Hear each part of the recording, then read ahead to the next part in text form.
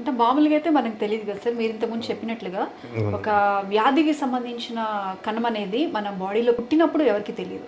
అది కొంత డెవలప్ అయిన తర్వాతే మనకు తెలుస్తుంది, మనం హాస్పిటల్కి పరిగెడుతున్నాం. కానీ మీ దగ్గర ఏంటంటే పుట్టిన వెంటనే మీరు దాని పలానాది వస్తుందని చెప్పేసి మీరు చెప్పేసి. ఒకటమ్మా, హృదయ సంబంధ వ్యాధి గురించి తీసుకుందాం.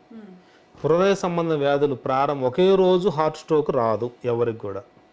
ఆ హార్ట్కు సంబంధించినటువంటి విధానంలో ఎన్నో మార్పులు సంభవించి ఏవో సింటమ్స్ కొన్ని నెలలు, రోజులు, సంవత్సరాల తర్వాతనే ఒక్కరోజు సడన్గా అది నేను మొయ్యలేను నిన్ను అనుకున్నప్పుడు స్ట్రోక్ వచ్చేస్తుంది.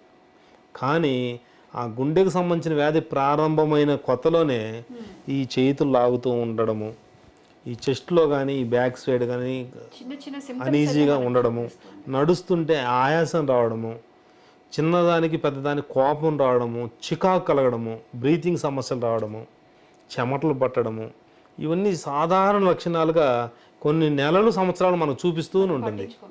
ఒక చిన్న రూపాయి ట్యాబ్లెట్ వేస్తామమ్మా నొప్పికి, మనం సైలెంట్గా ఉంటాం, ఈ రోజుకి తీరింది. అలానే రోజులు గడుపుతూ గడుపుతూ గడుపుతూ ఒక రోజు బాంబ్ బ్లాస్ట్ అవుతుంది. కానీ మేమేం చెప్తామంటే, కానీ ఇంగ్లీష్ పరిసరాల్లో ఏం జరుగుతుందంటే, ఈ నొప్పి వస్తుందని ఎవరో కొంతమంది వెళ్తారు, ఏం లేదమ్మా ఈసీజీ 2D ఎకోలో నార్మల్ ఉందని చెప్తారు. అలా ఈసీజీ 2D ఎకోలో నార్మల్ ఉందని చెప్పి యాంజియోగ్రామ్లో బైపాస్ సర్జరీ చేయాలనే కేసులు కొన్ని వందల వేలు ఉంటాయమ్మా. అది మీరు తెలుసుకోవాలి. వీటన్నిటికీ పరిష్కారం కావాలంటే ఆహారం మార్చుకోవాలి. తెల్లటి విషాన్ని మనం వదిలివేయాలి. తెల్లటి విషం అనగా రైస్ అమ్మ. ఆ రైస్ని ఎవరైతే పక్కన పెడతారో వాళ్ళ జీవితం సుఖంగా ఉంటుంది. చిరుధాన్యాలు తినాలి. ఆరికలు వారానికి ఒక్కసారి తింటే ఏం కాదమ్మా, రోజు అయితే రైస్ తినకూడదు. రైస్ తింటే ఆయుష్ క్షీణము. మానవుడి యొక్క ఆయుష్ 120 సంవత్సరాలని. మన పూర్వీకుల నుంచి కూడా ఈ రైస్ అనేది ఉంది కదా? లేదమ్మా, పూర్వీకుల నుంచి ఎప్పుడు తిన్నారమ్మా? మీ అమ్మమ్మను, మీ తాతయ్యను ఒక్కసారి అడగండి, రైస్ అంటే వాళ్ళకి తెలియదు. సంవత్సరానికి 2 సార్లు 3 సార్లు మాత్రమే తెల్లన్నం అని ఒక పండగలాగా చేసుకుని తినేవాళ్ళు. ఓ సంక్రాంతి అప్పుడు, కనుమ పండుగప్పుడు, దసరా రోజుల్లో. ఈ ధాన్యం అనేది తినేవారు. ఈ ధాన్యం తినాలమ్మా, చిరుధాన్యాలు అంటారు, మిల్లెట్స్. ఒకప్పుడు మన పూర్వీకులు తినే మొత్తం చిరుధాన్యాలే. వాళ్ళు తిన్నంత కాలము 90-100 సంవత్సరాలు ఏ జబ్బు లేకుండా బతికారు. వాళ్ళ శరీరంలో పెద్ద పెద్ద జబ్బులు ఉన్నా కూడా ఈ ఆహారం వల్ల వాళ్ళు 100 సంవత్సరాల దాకా హ్యాపీగా బతికారు, ఎంతో కాయ కష్టం చేశారు. కానీ మనం ఈ రోజుల్లో ఈ తెల్లటి విషాన్ని, రైస్ని తినడం వల్ల మనకు అనేక రకాల జబ్బులు వస్తున్నాయి. బీపీకి, షుగర్కి, ప్రతి జబ్బుకు మూలము వైట్ రైస్ అమ్మ. వైట్ రైస్ని ఎవరైతే అవాయిడ్ చేస్తారో వాళ్ళకి ఎటువంటి జబ్బు రాదు. సార్, అయితే బేసిక్గా ఏంటి సార్ మీ ప్రొఫెషన్? అంటే మిమ్మల్ని చూస్తే ఏమో టోటల్గా డిఫరెంట్గా ఉన్నారు. ఈ ప్రాచీన వైద్య పరీక్షలు చేసి మీరు ఒక ఆయుర్వేద వైద్యం అందిస్తున్నారు అంటే మీ పూర్వీకులు కావచ్చు, ఫాదర్స్ కావచ్చు, ఈ వృత్తిలో ఉన్నారా? అసలు బేసిక్గా మీ ప్రొఫెషన్ ఏంటి? అమ్మ, నా ప్రొఫెషన్ ఏంటంటే, నా పూర్వీకుల నుంచి ఈ ఆయుర్వేద వైద్య విధానం మా పూర్వీకులు చేశారమ్మా. కొంతమంది బ్రిటిష్ దొరలకి రాచపుండు అనేది ఉండేదమ్మా, నడ్డీప్ మీద వచ్చేది. అది చాలా కష్టమైనటువంటి ఒక క్యాన్సర్ లాంటిది. మా ముత్త జయనారాయణ గారు చేశారు.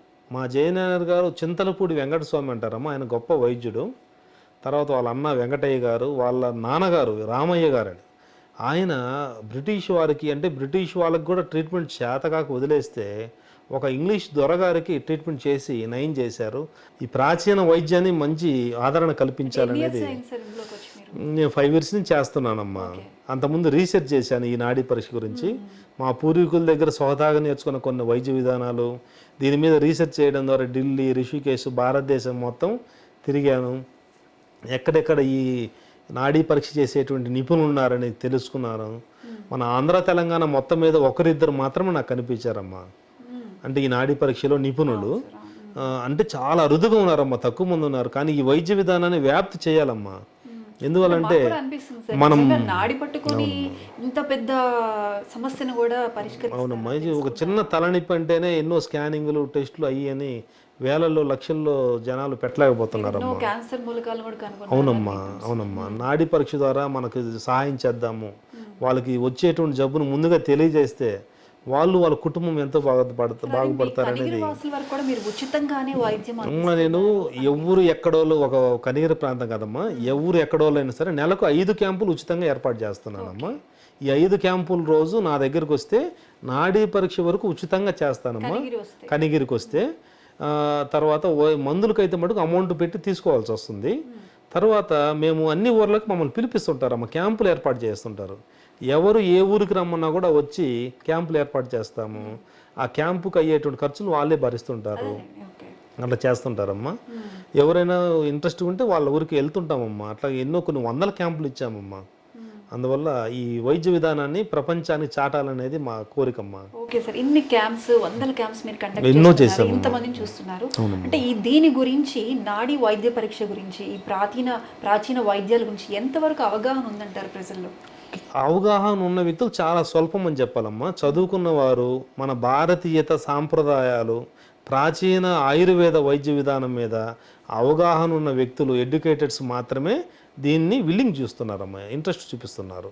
ఓకే. మా దగ్గరకు వచ్చే వాళ్ళందరూ అఫీషియల్స్ అమ్మా, ఆఫీసర్లు, పెద్ద పెద్ద పోలీస్ ఆఫీసర్లు, ఐఏఎస్, ఐపీఎస్లు, ఎంఆర్ఓలు, ఆర్డీఓలు, కలెక్టర్లు, పెద్ద స్థాయి వ్యక్తులు వస్తుంటారు. వాళ్ళందరూ అజ్ఞానంతో ఎవరు అమ్మా, వాళ్ళు ఒకళ్ళు అలాంటి వారే హాస్పిటల్స్ అలోపతికి వెళ్తారు అనుకుంటూ ఉంటాం. లేదమ్మా, ఎడ్యుకేటెడ్ ఎవరైనా సరే సైడ్ ఎఫెక్ట్ లేని వాటి వైపే మొగ్గు చూపిస్తున్నారు. అందువల్ల 90% చదువుకున్న వ్యక్తులందరూ కూడా ఇక్కడ ఏదో ఉంది, ఈ విధానం మన పూర్వీకులు చేశారు, ఇప్పుడంటే శతస్కోపులు, రక్త పరీక్షలు వచ్చాయి, ఈ లేని రోజులు ఏమున్నాయి అనే అవగాహన ఉన్న వ్యక్తులు మాత్రమే దీని మీదకి వస్తున్నారమ్మా. కానీ ఈ సాధారణ ప్రజల్లో కూడా వెళ్ళాలి, తెలియజేయాలి. నాడీ పరీక్ష అనేది అత్యున్నతమైనటువంటి వైద్య విధానం, ఇది అందరికీ తెలియజేయాలనే ఉద్దేశంతో మీ మీడియా సహకారం ఖచ్చితంగా అందాలమ్మా మాకు.